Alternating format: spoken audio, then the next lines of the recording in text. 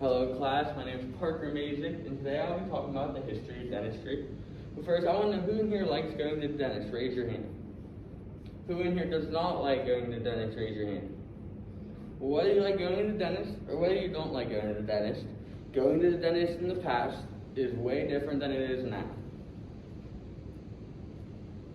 In the 7th century, people believed that tooth decay was caused by tooth worms inside of our teeth that would eat the inside of our tooth out. And this belief went on until the 17th century, so about 1,000 years. We believed that there were tooth worms inside of our teeth.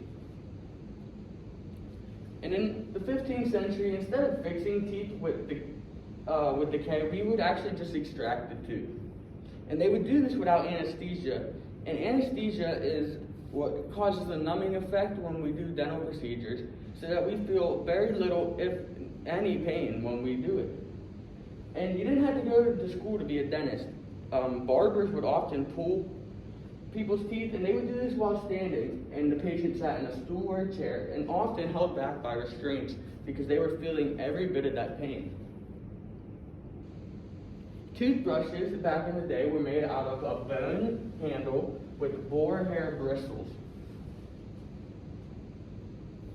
And people didn't have mouthwash. They would rinse their mouth with urine. And we now know that that is gross and we shouldn't do it.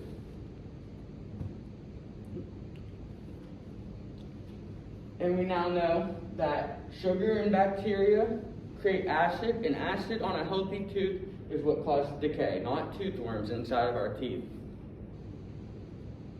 We now have dental anesthetics, and we use dental anesthesia to numb our mouth before dental procedures like filling a cavity, so that we feel no pain, if any.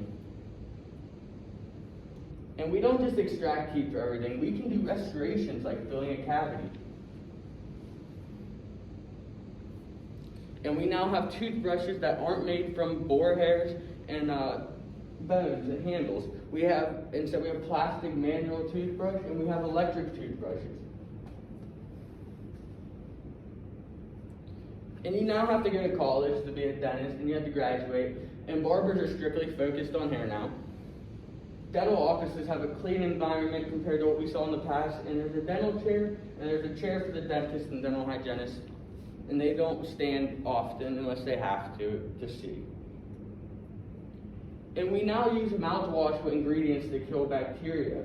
And I guarantee that our breath smells a lot better than their breath.